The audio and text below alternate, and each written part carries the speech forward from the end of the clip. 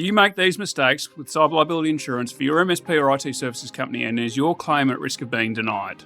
I know you're really busy and don't have time for this right now. I know it seems like almost hourly you're getting bombarded with things that you must know or things you must do. I too have felt the same way.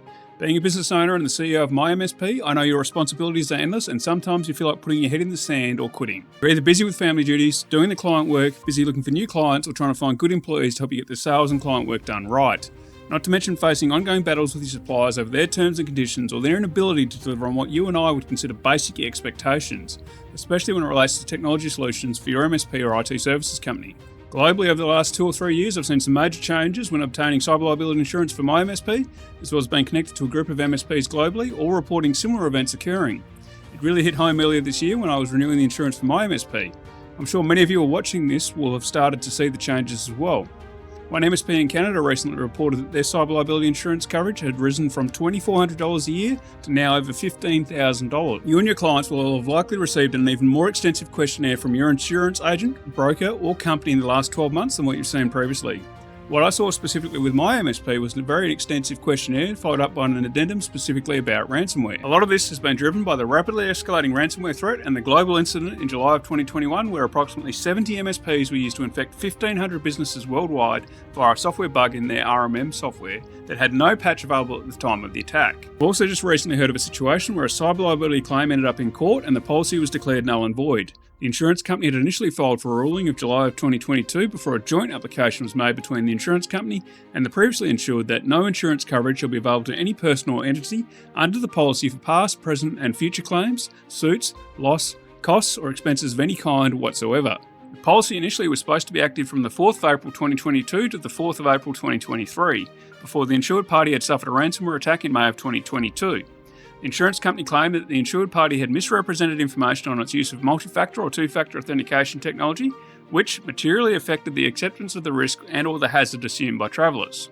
So, why is this very dangerous and why should you care? This obviously sets a precedent which other insurers will likely follow suit on. As we all know, insurance companies don't like paying claims if they can avoid it.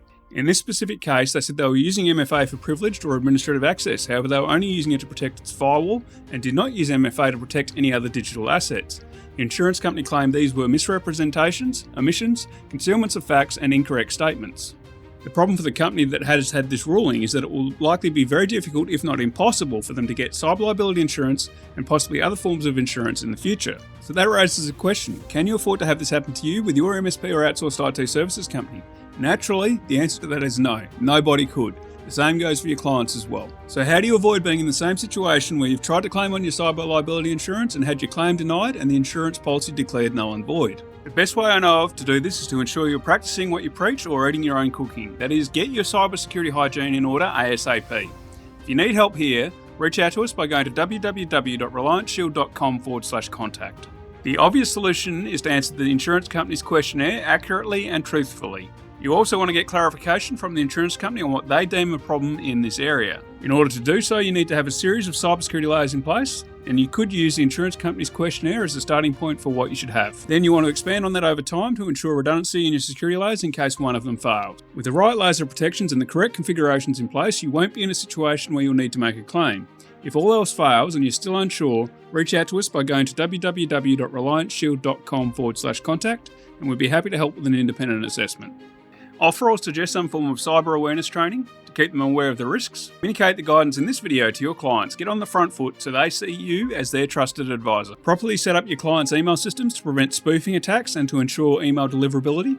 Implement a multi-layered defense in-depth cybersecurity approach in your client systems. Obviously include multi-factor authentication in your layers wherever possible. Communicate a variation of the guidance in this video to any leads or prospects you're trying to currently win their business. Attention MSP or IT service company CEOs, directors or business owners. Want to learn more about how to avoid making big expensive mistakes, what you can do to prevent ransomware and cyber attacks against you and ensure that you don't infect the clients of your MSP or outsourced IT services business? Go to www.reliantshield.com/tips or take out your mobile phone, open the camera app and then scan the QR code on the screen. Once on that page, just enter your first name, last name and email address and then press the submit button.